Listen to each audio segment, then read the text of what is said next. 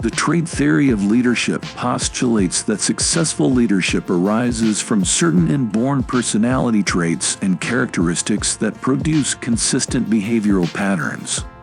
This line of research emerged as one of the first investigations into the nature of effective leadership. Trait theory of leadership rationale. The trait theory of leadership is tied to the great man theory of leadership, first proposed by Thomas Carlyle in the mid-1800s. According to Carlyle, history is shaped by extraordinary leaders. This ability to lead is something that people are simply born with, Carlyle believed, and not something that could be developed. Carlyle's ideas inspired early research on leadership, which almost entirely focused on inheritable traits.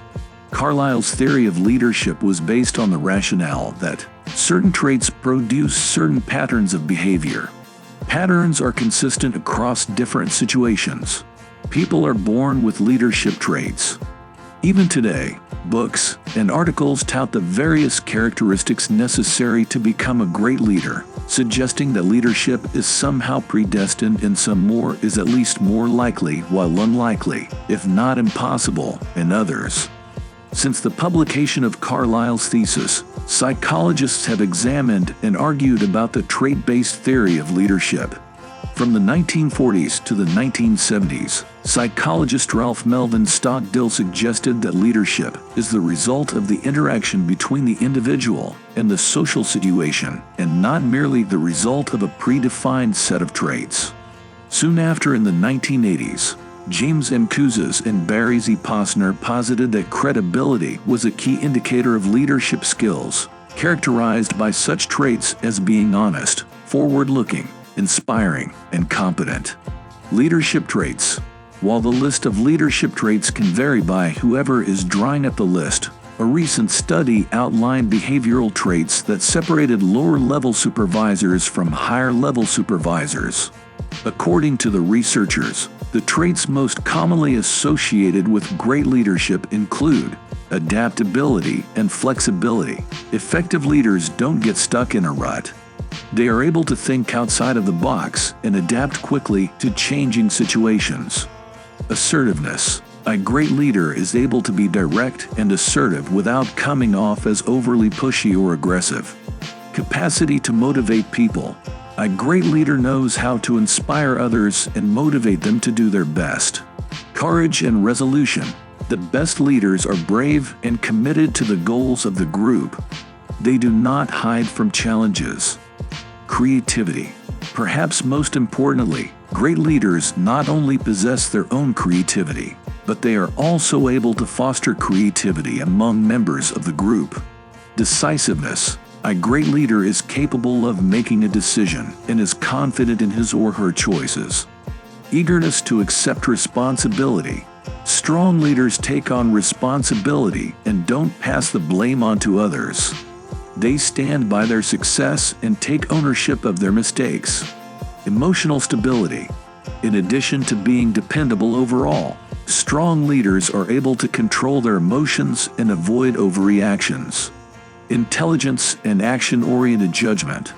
Great leaders are smart and make choices that move the group forward. Need for achievement. Strong leaders have a need to succeed and help the group achieve goals.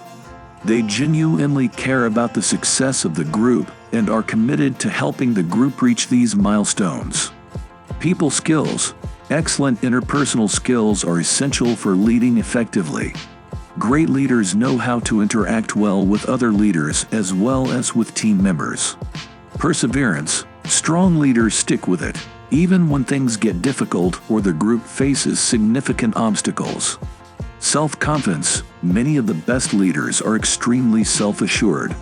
Because they are confident in themselves, followers often begin to share this self-belief. Task competence. A great leader is skilled and capable. Members of the group are able to look to the leader for an example of how things should be done. Trustworthiness. Group members need to be able to depend upon and trust the person leading them. Understanding their followers and their needs. Effective leaders pay attention to group members and genuinely care about helping them succeed.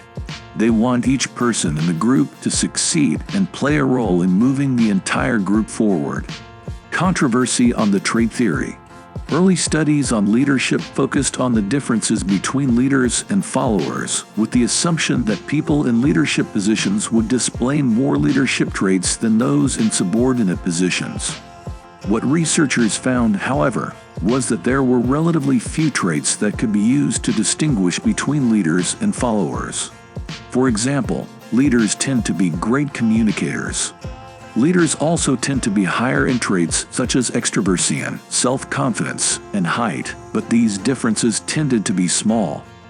There are obvious flaws in the trait-based theory.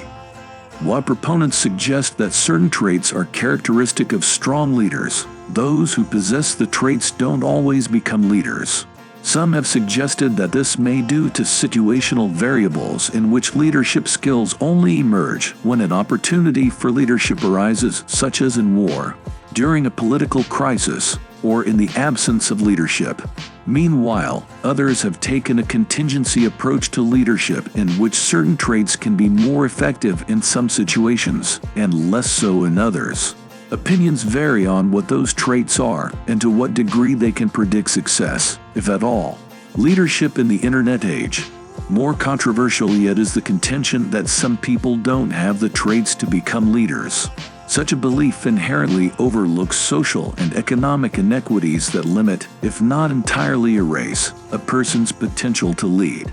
It also overlooks the changing economy and how leadership is defined when connections are today made both online and offline. As outlets for leadership continue to change, such as with social media and e-commerce, the traits needed to succeed are different simply because there are fewer intermediaries. Within this realm, the ability to influence is arguably more important than the ability to lead. While these traits are often linked to effective leadership, it is important to note that few leaders possess all of these traits. Generally, a strong leader will have many of these qualities. But aspects of the situation also play an important role in determining if people are able to lead well. In many cases, it is the interaction between these traits and the situation that determines leadership quality.